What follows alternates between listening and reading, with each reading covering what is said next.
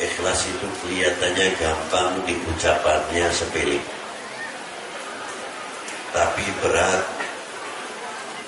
kita mengamalkannya. Siapa sih yang tidak menginginkan pahala? Semua orang dalam ibadah memerlukan dan menginginkan pahala.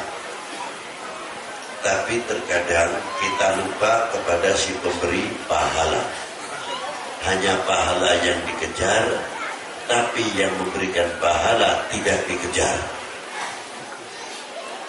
Inilah yang membuat makrifah kita itu menurun, sulit untuk bisa mendapatkan ikhlas. Apabila ikhlas kita bisa menggapai keikhlasan, kenal dahulu kepada si pemberi pahala. Lalu nilainya pahala dibanding dengan si pemberi pahala besar mana? Maka kita sepakat orang ahli ma'rifah umpamanya pasti akan mengatakan lebih besar si pemberi pahala. Kalau kita mengejar surga makhluk, bukan Tuhan. Tapi surga ciptaan Allah Subhanahu wa ta'ala. Maka ketika kita melirik kepada surga, tapi tidak mau melirik kepada pencipta surga, akhirnya juga semu.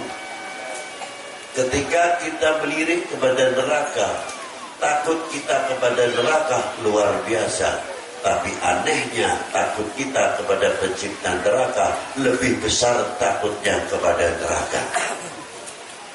Tapi apabila kita selalu melirik kepada dan melihat kepada pencipta neraka dan surga, kita akan takut menemukan khauf yang sebenarnya, mutiara yang sebenarnya, apa yang dikatakan takut kepada Allah Subhanahu wa ta'ala. Itulah mutiara-mutiara di dalam amaliyah kita, sehingga kita ketika berenang di dalam lautan yang luar biasa bisa menemukan mutiara yang tiada ternilai harganya. Ma'asyiral hadirin rahimakumullah. Al-ikhlas itu nur min nurillah, cahaya dari Allah Subhanahu wa ta'ala. Beruntunglah atas manusia yang mendapatkan titipan ikhlas, titipan cahaya Allah, sehingga menerangi kepada hati kita bisa menggapai mahwal makna ikhlas. Sebenarnya makna ikhlas dengan petunjuk Allah, dengan binurillah, kita akan mengetahui dalam muamalah segi amal perbuatan kita lebih banyak melihat kepada Allah Subhanahu wa ta'ala. Ketika kita mau berbuat, mengatakan diri saya bisa, diri saya mampu, tapi ketika kita melihat dari siapa kamu bisa demikian, kembali kepada Allah Ta'ala. Apa kamu tidak malu kira-kiranya mengaku? Inilah. Jadi kuncinya ikhlas pertama kali adalah melihat dahulu, makrifah dahulu kepada Allah Subhanahu wa ta'ala. Itulah kita baru menggapai apa yang dikatakan nur dari Allah Ta'ala. Yang dititipkan kepada kita adalah nurul ma'rifah. Itu syarahnya. Nah, kalau kita sudah menggapai nurul ma'rifah dari Allah Subhanahu wa ta'ala, walaupun rasanya pertama kali berat, tapi kita lama-lama akan mendapatkan kenikmatan. Contohnya puasa Ramadan. Puasa Ramadan, ya siapa orang yang tidak lapar? Siapa orang yang biasa, yang kerja keras, yang tidak dahaga? Saya tidak akan menyepelekan orang yang berpuasa kok tidak dahaga atau tidak lapar. Memaklumi atas ketidakkuatan atau kita paksakan harus. Pertama kali kita merasakan berat, tapi ajibnya Allah Ta'ala memberikan satu kenikmatan ketika mendekati kurang 5 menit nikmat yang luar biasa. Mau buka ini seolah-olah kalau bisa diajukan sedikit, jangan buru-buru gawe. Itu yang mampu menikmati.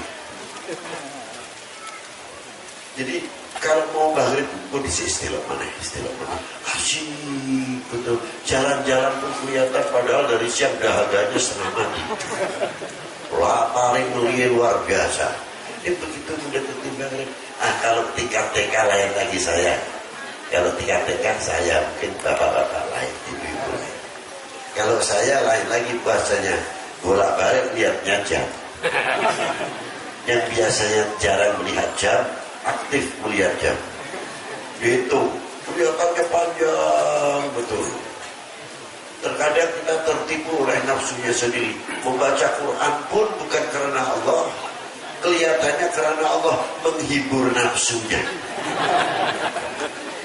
Karena apa? Kita ini kalau bisa baca Quran 1 juz setengah jam, umpamanya yang pelan. Berarti kalau 2 juz 1 jam.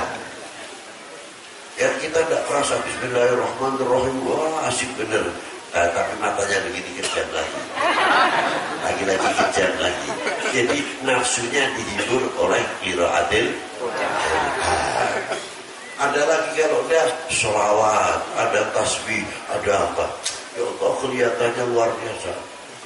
Asyhadu an la ilaha illallah astaghfirullah. Nas'alukal jannata wa na'udzubika minan nar. Wah, luar biasa. Dari asyiknya di Ramadan, awal tarawih itu terkadang terjadi yang lucu-lucu. Ya, karena biasa bilali setahun sekali.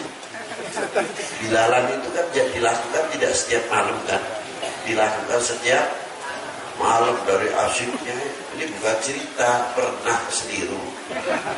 Waktunya Al-Khalifatul Awal Amirul Mukminin Sayyidina Abu Bakr ibn al-Khattab. Wah, ini rusaknya. Di sebelahnya tahu Abu Bakr ini Siddiq langsung itu. Jadi orang dari asyiknya dalam menyambut bulan Ramadan, dari gembiranya terkadang mendatangkan kita tertawa atau lupa sebab karena lupa. Makanya Rasulullah bersabda tepat sekali, farhatan dasai. 2 keistimewaan, 2 kebahagiaan. Yang pertama indah berbuka, yang kedua nanti pada mahsyar, di dalam mahsyar, tetap di dalam jannah. Ini keistimewaan orang-orang yang bisa menikmati. Namun kalau tidak kita melangkah 1, 2, 3, mana mungkin kita bisa menikmati nikmatul Ramadan. Maka dari itu Ramadan itu bagian yang pertama adalah menghindarkan kita supaya kita tidak tertipu oleh nafsunya. Kalau sudah tidak tertipu nafsunya, untuk meraih maqamatil ikhlas, bangga atas kita mendapat kehormatan dari Allah seperti sholat 5 waktu. Kita ikhlas, bangga bisa diperintah oleh Allah Ta'ala, bisa berzakat. Bangga diperintah oleh Allah untuk menjalankan shaum Ramadan, bagian satu kehormatan dari Allah Subhanahu wa taala. Tidak lepas dari itu kita mendapat kehormatan dari Allah, dipanggil selalu oleh Allah apa? Ya ayyuhalladzina amanu. Yang menciptakan kita, yang berzikir kita, malah kita dihormati oleh Allah Ta'ala, dipanggil selalu ya ayyuhalladzina sallu alaihi wasallimu taslima. Kaitannya nanti ada lagi yang selain itu, tapi dipanggil dahulu, panggilan kehormatan dari siapa? Yang menciptakan. Kalau kita selalu bisa menikmati panggilan Allah ya ayyuhalladzina amanu, mestinya kita malu. Nah kalau malu solusinya apa? Bertoat kepada Allah Subhanahu wa taala, karena kita merasa malu kepada Sang Pencipta. Maka dari itu saya atas nama pribadi dan pengurus Kansus Sholawat, karena sebentar lagi mendekati masuk bulan Ramadan, semoga kita semuanya diberi panjang umur, Allah Ta'ala bisa menjumpai bulan Ramadan, bisa menjalankan perintahnya Allah dalam puasa Ramadan diberi oleh Allah Ta'ala sehat walafiat, dan diberi rezeki kemudahan-kemudahan rezeki untuk bekal ibadah. Dari itu atas nama pribadi Habib Lutfi tidak terlepas karena manusia biasa dari kesalahan-kesalahan dan prasangka-prasangka yang kurang baik, terkadang ucapan-ucapan yang menyakitkan dan lain sebagainya. Saya atas nama pribadi pertama mohon maaf sebesar-besarnya karena kami akan menjalankan puasa Ramadan. Yang kedua, kru ataupun pengurus Kanzus Selawat juga kami memohonkan maaf sebesar-besarnya apabila ada kekurangan-kekurangan. Insya Allah bulan puasa tidak ada perayanya untuk Kliwonan, cuma waktunya kita ganti malam. Tapi yang jauh-jauh sementara bukan kami melarang, kalau bisa silahkan, tapi kalau tidak ada waktu jangan memaksakan, karena musola-musola panjenengan, masjid-masjid panjenengan memerlukan panjenengan semuanya untuk mensiarkan musolanya, untuk mensiarkan tadarusil Quran, untuk mensiarkan jamaah di dalam masjid kita masing-masing. Maka dari itu kita Kliwonan habis tarwih baru kita mulai Kliwonan untuk istiqomah supaya tidak berakhir Kliwonannya. Kenapa Habib Ramadan kok tidak berakhir? Sebab saya melihat tanggalan setan tidak ada tanggalan merahnya. Jadi setan itu tidak pernah berakhir, berarti tidak mempunyai tanggalan merah. Nah, maka kita juga tidak ada berakhirnya. Selagi dia tidak ada tanggalan merah, ayo terus kita tetap membentengi iman kita dalam ibadah kita supaya kita tidak terjebak tertipu oleh syaitan atau nafsu kita.